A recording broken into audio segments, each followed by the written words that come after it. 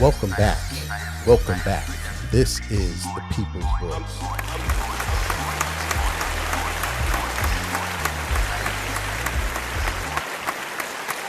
I am Trey Evans, and I am the People's Voice. Thank you again for checking out the podcast this week. As always, it is greatly appreciated. As always, we thank everyone who has taken some time to listen to the podcast today. We do understand that you could be utilizing your time to do something else, so we are appreciative that you have taken that time to spend with us. As always, if this information is valuable and you find it to be enlightening or worth sharing, we ask that you subscribe to the podcast and turn on notifications. That way you will be notified when each episode is released. And we do put out a new episode each and every Friday, which is heard on all podcast platforms. And we also put a video out on YouTube as well for those who would like to watch the podcast. But in any event, we say thank you and welcome to the People's Voice podcast.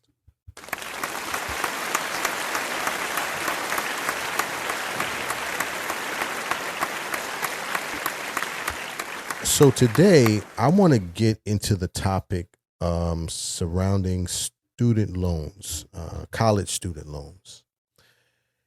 And I want to talk about this today for a few reasons. Number one, for those who don't know, and this is, I guess, part of a public service announcement, if you have student loans, if you have taken out student loans and you have not repaid them, or you've taken advantage of the non-repayment, the non-repayment pause, if you will, for student loans. This is a public service announcement to let you know that the repayment or the collection process to repay those loans has started. Once again, I believe it started back on May 5th. The federal government, I'm reading the article here, the federal government on Monday, May 5th, started to resume collections of defaulted loan payments for millions of people for the first time since the start of the pandemic. So repayment is required, and if not, you could possibly have your income garnished if you are not aware of that. Anyway, I wanted to talk about that because in reading that article, as I started to do a little bit of research, I came across another article and some additional information about just the amount of older generations of people that are responsible for student loans and how that will impact them. And when I talk about student loans, I'm talking about student loans for higher education, for college. And so when I was reading this, I was taken aback about not only how many older generations, and when I say older generations, I'm talking about, individuals that are not, college age or, fresh out of college. I mean, I'm talking about people that are well into their 50s and 60s and 70s and even their 80s that are still responsible for student loans in some capacity. So I want to talk about that. I also want to talk about Parent Plus loans a little bit, because I think that's a underserved topic in the student loan crisis here in the United States. Now, those who have listened to the podcast before, you know that I've talked about student loans here in the United States, and I strongly feel that is another predatory practice or predatory lending practice, specifically because when you start to really break down the data, the highest amounts owed and the individuals that take the longest time to repay these loans are people of color and vulnerable populations here in the United States. But that's a whole nother topic. You can check out the previous podcast, of course, for the YouTube community. I'll post the link there so you can check that out. But I want to talk specifically about older generations and Parent Plus loans. I came across this because I was reading that article about the reinstatement of payments, or the collection of defaulted payments, that started on May 5th.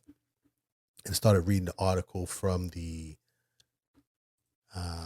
what is this from? This is from the Missouri Independent, and this is a newspaper out of Missouri, obviously. But the headline was, as feds resume student loan collection, states try to catch borrowers before they sink.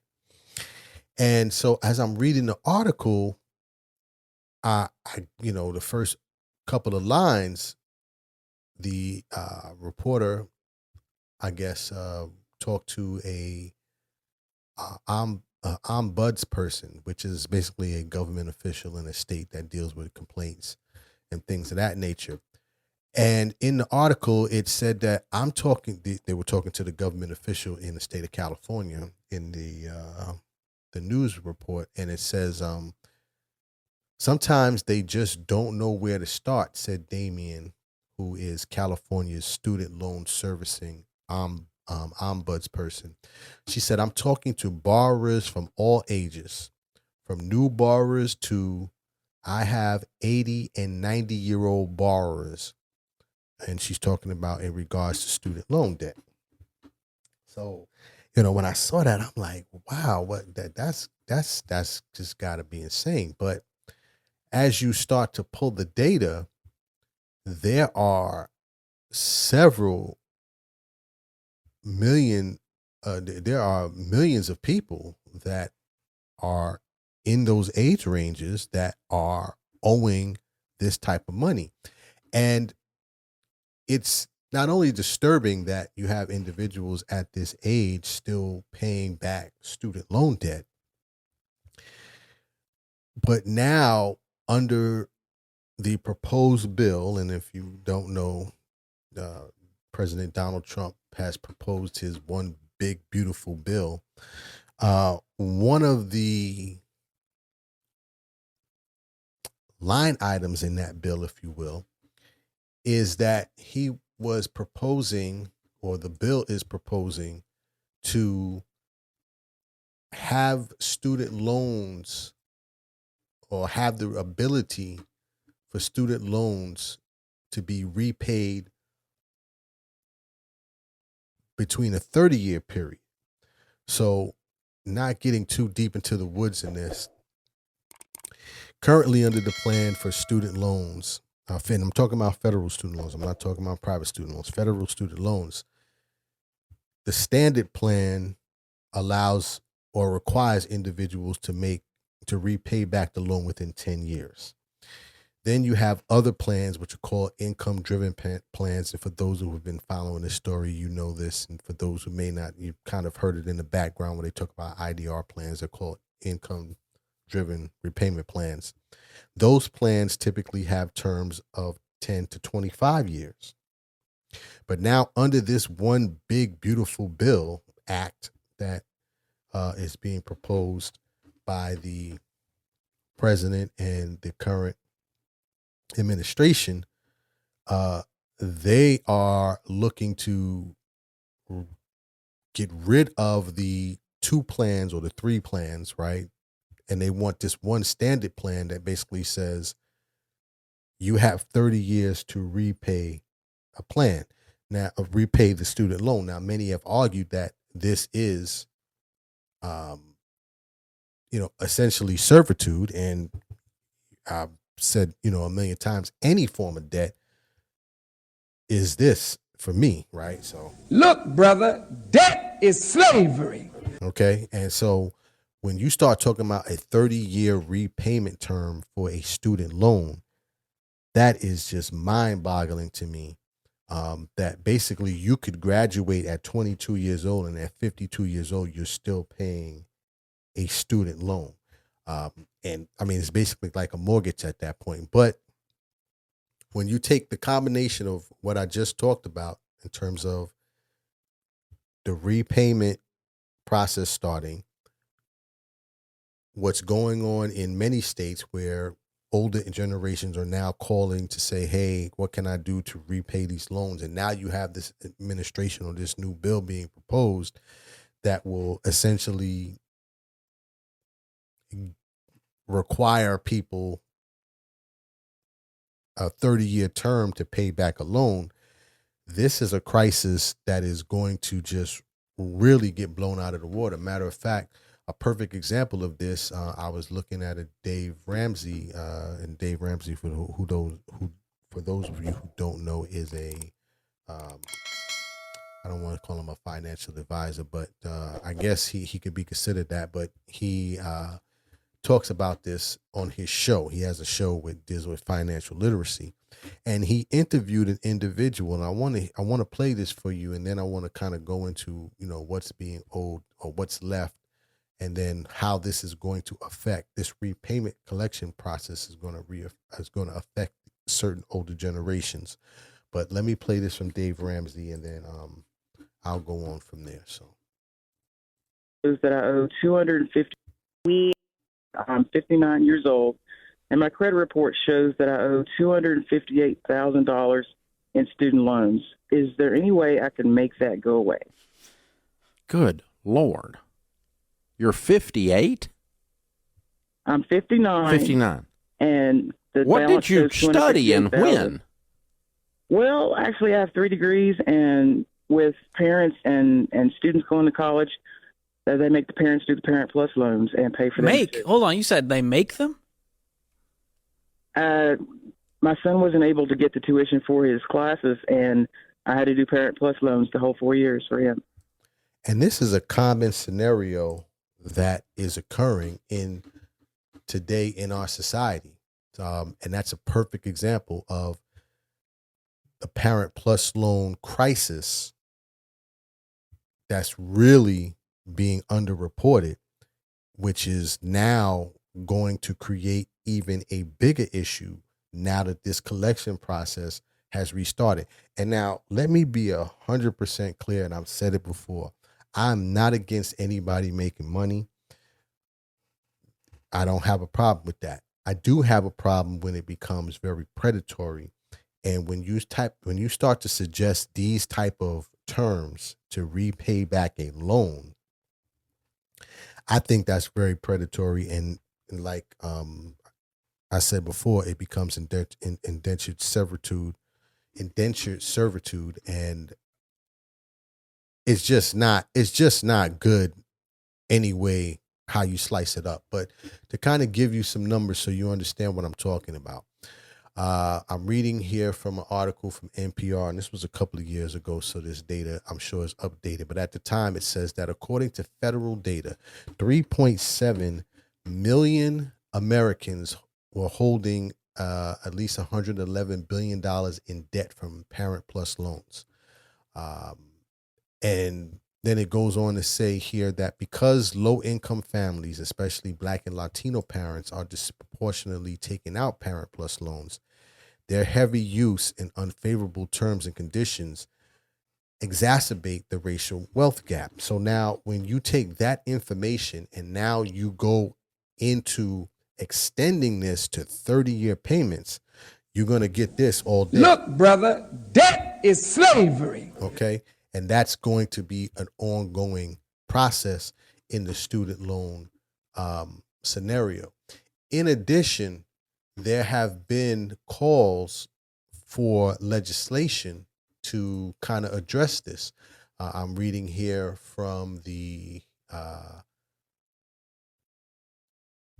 Alma Adams, who is a United States Congresswoman in North Carolina. Her and several other Congress people have proposed an act which is called the Parent Plus Parity Act. And the Parent Plus Parity Act is to address the student loan crisis that is occurring amongst older generations, specifically when you start talking about parents. In this bill, and actually they have the updated data here, they say nationwide approximately 3.9 million borrowers have outstanding Parent Plus loans with balances totaling $112 billion. And that's updated from what I just previously read. It says, while these loans allow parents to borrow money to pay costs for allow their children to go to school, many of these Parent Plus loans are excluded from programs such as the income-based repayment programs, repayment plans. So oftentimes when these loans are taken out, these parents are required to pay this.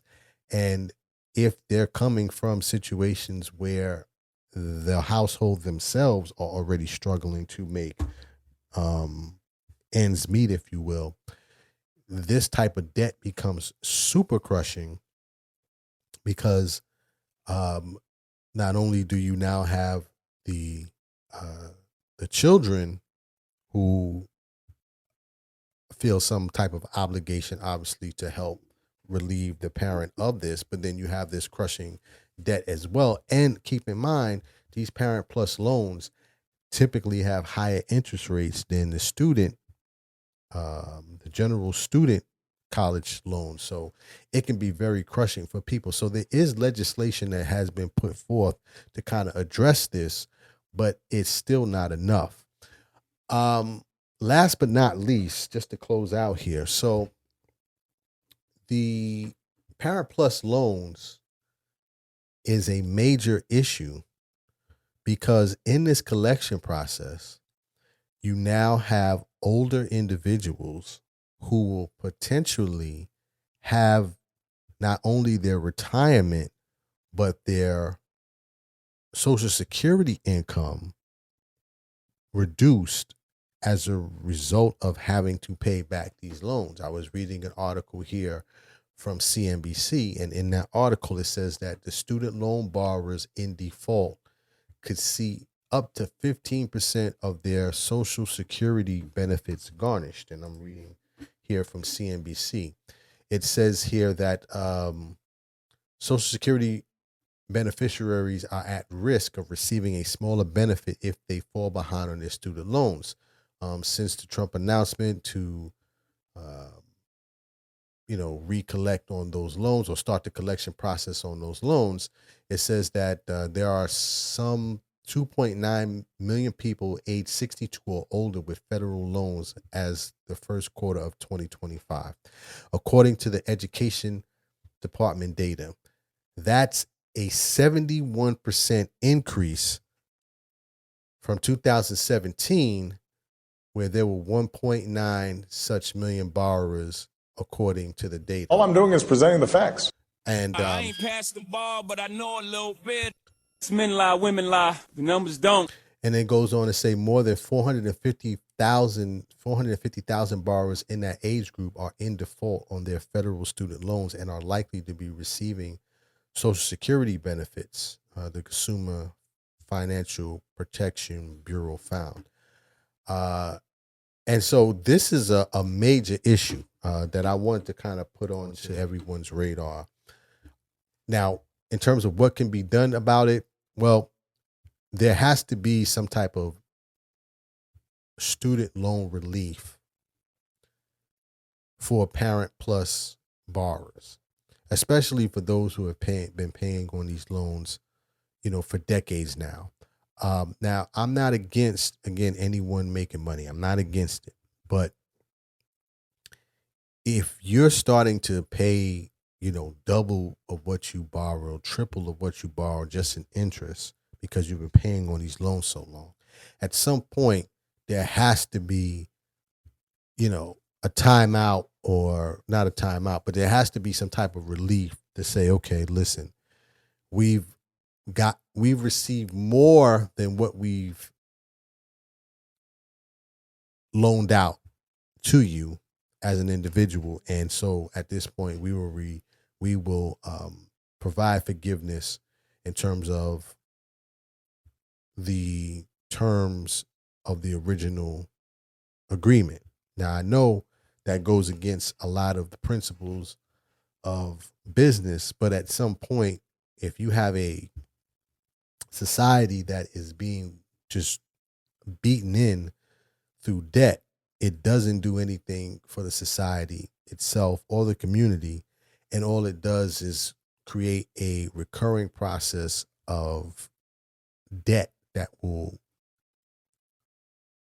ultimately crush communities and the individuals as well, which is not what we want to be as a country, right? Now, the question I raise is this America? But that's what I wanted to talk about today. Like I said, I saw this story about these student loan debts, and I said I gotta talk about this today. But if you want to leave a comment, you can reach me at the People's Voice Podcast on Instagram. You can also reach us at the YouTube. I am Trey Evans. And please leave a comment. I'm interested to hear what you have to say, and would love to engage in some conversation about this. But that is my time for today. As always, dreams are not just for sleeping. Please wake up and live your dreams. My name is Trey Evans, People's Voice. Tell somebody about me. Salute.